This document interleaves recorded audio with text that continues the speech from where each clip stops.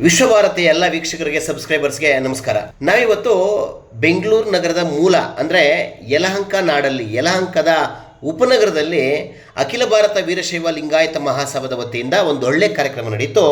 ಕಾರ್ಯಕ್ರಮದ ಸುದ್ದಿಯನ್ನು ವೀರಶೈವ ಮತ್ತು ಲಿಂಗಾಯತರು ಒಗ್ಗಟ್ಟಾಗಿದ್ದರೆ ಇಡೀ ದೇಶ, ರಾಜ್ಯ ಅಲ್ಲದೆ ಇಡೀ ದೇಶವನ್ನು ಆಳ್ಬೋದು ಎಂಬ ನಾಯಕರ ಕರೆ ಕೊಟ್ಟಂತಹ ಕಾರ್ಯಕ್ರಮವನ್ನು ನೀವು ಮುಂದೆ ಇಡ್ತಾ ಇದ್ದೀವಿ. ನೀವಿನ್ನೂ ವಿಶ್ವಭಾರತಿ 24 ಚಾನಲ್ಗೆ ಸಬ್ಸ್ಕ್ರೈಬ್ ಆಗಲಿಲ್ಲ ಅಂದರೆ ಸಬ್ಸ್ಕ್ರೈಬ್ ಮಾಡ್ಕೊಳ್ಳಿ. ನಮ್ಮ ವಿಡಿಯೋ ಕಂಟೆಂಟ್ ಇಷ್ಟ ಆದರೆ ಲೈಕ್ ಮಾಡಿ, ಶೇರ್ ಮಾಡಿ. ಯಲಹಂಕ ಉಪನಗರದ ನಿಸರ್ಗ ಮೈದಾನದಲ್ಲಿ ಅದ್ದೂರಿ ವೀರಶೈವ ಲಿಂಗಾಯತ ಮಹಾಸಮಾಜದ ಕಾರ್ಯಕ್ರಮ ನಡೆಯಿತು. ಶ್ರೀ ರೇಣುಕಾಚಾರ್ಯರ ಯುಗಮಾನೋತ್ಸವ ಮತ್ತು ಶ್ರೀ ಬಸವೇಶ್ವರರ ಜಯಂತ್ಯೋತ್ಸವ ಕಾರ್ಯಕ್ರಮವನ್ನು ವೀರಶೈವ ಮಹಾಸಭಾ ಮತ್ತು ಲಿಂಗಾಯತ ಸಮನ್ವಯ ಸಮಿತಿ ಒಟ್ಟಾಗಿ ಏರ್ಪಡಿಸಿದವು. ಯಲಹಂಕ ತಾಲೂಕು ಕಚೇರಿ ಬಳಿಯ ಬಸವಣ್ಣನವರ ಪುತ್ಥಳಿಗೆ ಪೂಜೆ ಸಲ್ಲಿಸಿ ಮಾಲಾರ್ಪಣೆ ಮಾಡಿ ಯಲಹಂಕ ಓಲ್ಡ್ ಟೌನ್ನಿಂದ ರೇಣುಕಾಚಾರ್ಯರು ಮತ್ತು ಬಸವೇಶ್ವರರ ಪ್ರತಿಮೆಗಳನ್ನು ಹೊತ್ತಂತಹ ಹೂವಿನ ಪಲ್ಲಕ್ಕಿಯ ರಥ ಯಲಹಂಕದ ಪ್ರಮುಖ ಬೀದಿಗಳಲ್ಲಿ ಮೆರವಣಿಗೆ ನಡೆಸಿತು. ಇನ್ನು ನಿಸರ್ಗ ಮೈದಾನದಲ್ಲಿ ನಡೆದಂತಹ ವೇದಿಕೆ ಕಾರ್ಯಕ್ರಮವನ್ನು ಮಾಜಿ CM ಯಡಿಯೂರಪ್ಪನವರು, ಯಲಹಂಕದ ಜನಪ್ರಿಯ ಶಾಸಕರಾದ SR ವಿಶ್ವನಾಥ್ರವರು, ವೀರಶೈವ ಮಹಾಸಭಾದ ಬೆಂಗಳೂರು ನಗರ, ರಾಜ್ಯ ಸುತ್ತಮುತ್ತಲಿನ ಮೂಲೆಗಳ ಗಣ್ಯಾತಿ ಗಣ್ಯರು ನೆರವೇರಿಸಿದರು. ಇದೇ ವೇಳೆ ಯಡಿಯೂರಪ್ಪನವರು ಮತ್ತು ಶಾಸಕ ವಿಶ್ವನಾಥ್ರವರು ಮಾತನಾಡಿ, ವೀರಶೈವ ಲಿಂಗಾಯತರು ಒಗ್ಗಟ್ಟಾಗಿದ್ದರೆ ರಾಜ್ಯವನ್ನೆಲ್ಲ ಇಡೀ ದೇಶವನ್ನು ಆಳ್ಬೋದು ಅಂತ ಕರೆ ನೀಡಿದರು. ಜೊತೆಗೆ ನಮ್ಮ ಧರ್ಮವನ್ನು ಕಾಪಾಡ್ತಕ್ಕಂಥ ಜವಾಬ್ದಾರಿ ನಮ್ಮದೇ ಎಂದು ಕರೆ ನೀಡಿದ್ದಾರೆ. ನಮ್ಮ ಧರ್ಮ, ನಮ್ಮ ತತ್ವ, ನಮ್ಮ ಪರಂಪರೆಗಳೇ ನಮ್ಮ ಶಕ್ತಿ, ನಮ್ಮ ಅಸ್ತಿತ್ವ ಕೂಡ ನನ್ನ ಮೇಲೆ ಅವಲಂಬಿತವಾಗಿದೆ ಎನ್ನುವ ಎಚ್ಚರ ನಮ್ಮಲ್ಲಿ ಸದಾ ಜಾಗೃತವಾಗಬೇಕು.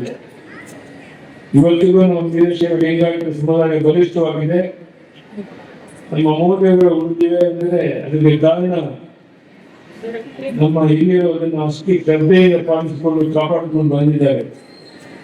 ಈಗ ಈ ಜವಾಬ್ದಾರಿ ನಿಮ್ಮ ನನ್ನ ಮೇಲಿದೆ. ನಮ್ಮ ಧರ್ಮವನ್ನು ನಾವು ಉಳಿಸ್ಕೊಡ್ಬೇಕು, ಮುಂದಿನ ಪೀಳಿಗೆಯಲ್ಲಿ ನಾವು ಉಳಿಸಿಕೊಡ್ಬೇಕು.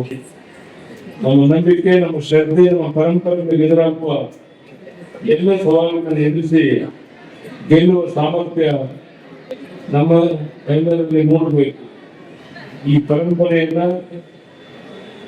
ಜಗದ್ಗುರು ಶ್ರೀ ರೇಣುಕಾಚಾರ್ಯರು ಜಗಜ್ಯೋತಿ ಬಸವಣ್ಣನವರು ಉಪದೇಶಿಸಿದ ತತ್ವವನ್ನು ತಿಳಿದುಕೊಂಡು ನಮ್ಮ ಜೀವನದಲ್ಲಿ ಅಳವಡಿಸಿಕೊಂಡು ಬದುಕನ್ನು ಸಾರ್ಥಕಪಡಿಸಿಕೊಳ್ಳುವುದು ನಮ್ಮೆಲ್ಲರ ಮೇಲಿರುವ ಜವಾಬ್ದಾರಿಯಾಗಿದೆ. ನಾವೆಲ್ಲ ಒಂದು 15-20 ವರ್ಷದಿಂದ, ಒಂದು 23 ವರ್ಷದಿಂದ ಅನ್ಕೊಂಡ್ರೆ ಹಳ್ಳಿಗಳಲ್ಲಿ ಹೋದಾಗ ಈ ಸಮಾಜವನ್ನು ಲಿಂಗಾಯತ ಅಂತಾನೆ ಮಾತನಾಡಿದ್ವಿ, ಬೇರೆ ನಮ್ಗೆ ಏನು ಗೊತ್ತಿರಲಿಲ್ಲ. ಆಮೇಲೆ ಬಂದ್ರಿ ಕಾನ್ಫಿಡೆಂಟ್ ಆಗಲಿ ಪ್ರಾಣಿಗಳು ಅಂತೇಳಿ ಎಲ್ಲ ಪಂಗಡಗಳು ಸೃಷ್ಟಿಯಾಗಕ್ಕೆ ಶುರುವಾಗಲಿ. ಅಲ್ಲಿಂದ ನಿಮ್ಮ ಒಗ್ಗಟ್ಟೆಲ್ಲ ಒಂದ್ ಕಡೆ ಹುಟ್ಟಿದಾಯ್ತು ಅಂತ ಹೇಳಿ ನಾನು ಭಾವಿಸ್ತೀನಿ. ಯಾವತ್ತಾದ್ರೂ ಒಂದು ಸಮಾಜ ಎಲ್ಲ ಒಳಪಂಗಡಗಳು ಸೇರಿ ಒಟ್ಟಾಗಿದ್ರೆ ಮಾತ್ರನೇ ನಿಮಗೆ ರಾಜಕಾರಣಿಗಳಾಗಿರ್ಬೋದು, ರಾಜ್ಯ ಇರ್ಬೋದು, ಜಗತ್ತು ತಲೆಗೆ ಹೋಗ್ಸೋದು. ನಿಮ್ಮಲ್ಲಿ ಯಾವತ್ತು ಒಗ್ಗಟ್ಟಿಲ್ಲ ಅಂತಂದ್ರೆ ಅವತ್ತು ನಿಧಾನವಾಗಿ ಕಟ್ಟಡವನ್ನು ಬೆಳೆಸ್ತಕ್ಕಂಥ ಕೆಲಸ ಆಗ್ತದೆ.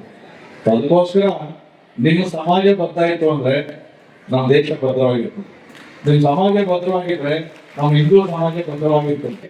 ಈ ಸಮಾಜ ಸಾಕಷ್ಟು ಕೊಡುಗೆಯನ್ನು ಕೊಟ್ಟಿದ್ದಾರೆ ನಮಗೆ ಗೊತ್ತಿರಲಿ. ಇವತ್ತು ಬಸವಣ್ಣವರು 12ನೇ ಶತಮಾನದಲ್ಲಿ ಹುಟ್ಟಿ ಇವತ್ತು ಕೂಡ ಅವರ ವಿಚಾರಧಾರೆಗಳು ರಾಜ್ಯ, ದೇಶ, ವಿದೇಶಗಳಲ್ಲಿ ಕೂಡ ಪ್ರಚಲಿತವಾಗಿದೆ ಅಂತ ಹೇಳಿದ್ರೆ ನಾವು ಅರ್ಥ ಮಾಡ್ಕೋಬೇಕು. ಅಂತ ಸಮಾಜದಲ್ಲಿರ್ತಕ್ಕಂಥ ನಾವು ಯಾವತ್ತೂ ಕೂಡ ಕಡಿಮೆ ಆಗಬಾರ್ದು, ನಶಿಸಿ ಹೋಗಬಾರ್ದು.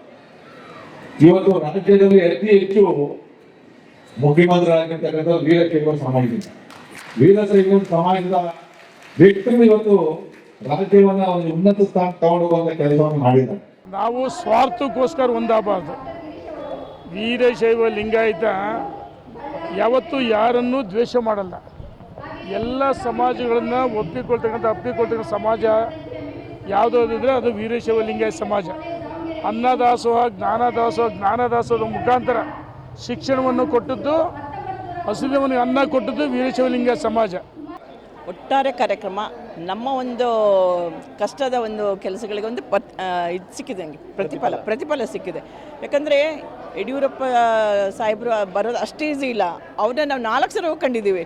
ಅವರು ಬರ್ತೀವಿ ಇಲ್ಲ ಅಂತ ತಿಳಿಸೋದೇ ಇಲ್ಲ. ಸೊ ನಮಗೆ ಮನೆಗೆ ಹೋಗೋದು, ಅವ್ರನ್ನ ಕರೆಯೋದು, ಮನೆಗೆ ಹೋಗಿ ಆ ಥರ ಮಾಡಿ ಅವ್ರಿಗೆ ಗೊತ್ತು ಯಲಹಂಕದಲ್ಲಿ ಕಾರ್ಯಕ್ರಮ ತುಂಬ ವಿಭಿನ್ನವಾಗಿ ವಿಜೃಂಭಣೆಯಿಂದ ಮಾಡ್ತಾರೆ ಅಂತ ಗೊತ್ತು. ಹಾಗಾಗಿ ಇವತ್ತು ಮನಸ್ಸು ಮಾಡಿ ಬಂದರು. ಅವರು ಕೂಡ ನಮ್ಮೆಲ್ಲರನ್ನು ಉದ್ದೇಶಿಸಿ ಮಾತಾಡಿದ್ದಾರೆ. ಅವರಿಗೆ ನಮ್ಮೆಲ್ಲರ ಪರವಾಗಿ ಧನ್ಯವಾದಗಳು.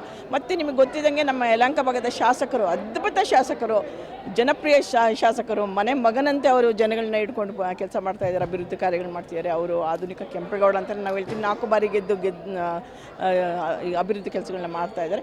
ಅವರು ಕೂಡ ನಮಗೆ ಒಳ್ಳೆ ಮಾತಾಡಿ ವೀರಶೈವ ಲಿಂಗಾಯತ ಮನಸ್ಸು ಮಾಡಿದ್ರೆ ದೇಶನ ಆಳ್ಬೋದು ಅಂತ ಹೇಳಿದರೆ ಅದು ನಾವೆಲ್ಲ ಅರ್ಥ ಮಾಡ್ಕೋಬೇಕಾಗಿದೆ ಅಷ್ಟೇ.